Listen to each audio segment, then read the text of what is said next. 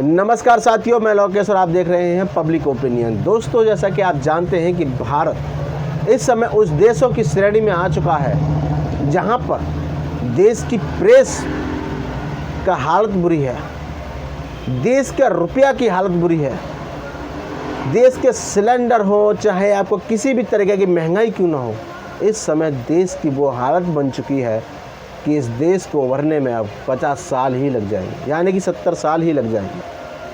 मोदी जी ने उस देश को उस देश के मुकाबले पहुंचा दिया है जहां पर बर्बादी का नाम शुरू होता है। जैसे कि हम बात करें अगर पाकिस्तान की, तो पाकिस्तान का रुपया नहीं गिरता है, बांग्लादेश का पैसा नहीं गिरता है। ऐसा कहने वाले देश के प्रधानमंत्री का आज इतना बुरा हालत हो गई है कि उनके देश का खुद का पैसा गिर गया है और बोलने तक को राजी नहीं है।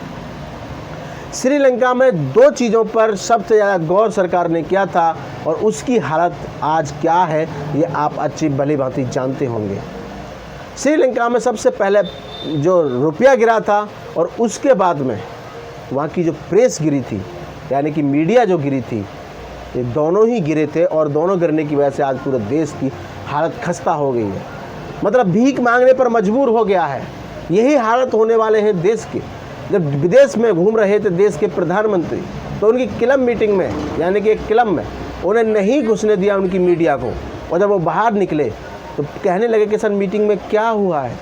इंडिया टीवी, रिपब्लिक भारत, आज तक वाले पूछते रहे तो प्रधानमंत्री कह रहे oh my God, oh my God, ये कहते हुए निकल गए। कह रहे हैं कि ऐसा क्यों किया। अब आप खुद सोचिएगा कि किसी देश में मीडिया को नहीं घुसने दिया, जबकि खुद की मीडिया उसके अंदर थी और हमारे देश की जो मीडिया है वो बाहर थी। ऐसा क्यों? अब आप सोचिएगा ज़रूर इस बात को, क्योंकि भारत का जो अब रुपया है उसकी भी हालत कुछ इसी तरीके से हो चुकी है, यानी कि 54 पैसे और गिर करके 77.42 पर आके रुका है। यानी कि जब श्रीलंका कि जो स्थिति हुई है सेम वही स्थिति भारत की चल रही है। महंगाई वहाँ थी, देश की महंगाई है, रुपया वहाँ का गिरा तो अब देश का रुपया भी गिरा। वहाँ की मीडिया की अभी स्तर गिरा था, आज भारत का मीडिया के स्तर भी गिर चुका है। तो अब आप खुद से सोच करके देखिए, आजकल मीडिया में एक चर्चा चल रही है और वो ये है कि बिजली की खबर।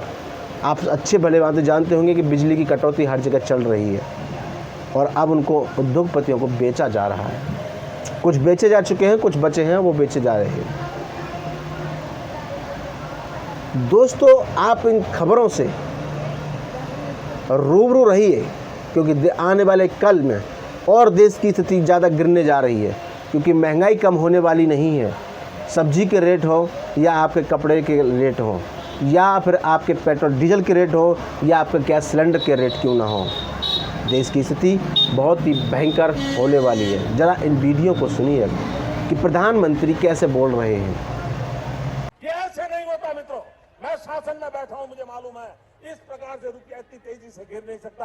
अरे ये नेपाल का रुपया नहीं गिरता है, बांग्लादेश की करेंसी नहीं गिरती है, पाकिस्तान की करेंसी नहीं गिरती, श्रीलंका की करेंसी नहीं गिरती। क्या कारण है हिंदुस्तान का रुपया पतला होता जा रहा है? ये जवाब देना पड़ेगा आपको।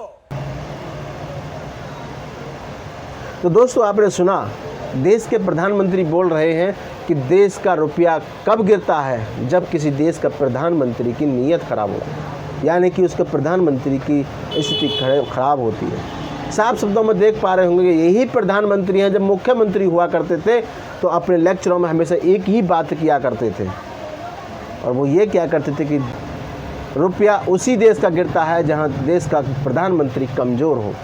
तो अब तो हमारे देश का प्रधानमंत्री कमज़ोर नहीं है, तो फिर पैसा क्यों गिर रहा है? दोस्तों, आप क्या सोचते हैं इसके बारे में? हमें अपनी कमेंट बॉक्स में अपनी राय हमें ज़रूर दें। मिलते हैं अपनी नेक्स्ट वीडियो में, जब तक के लिए नमस्कार।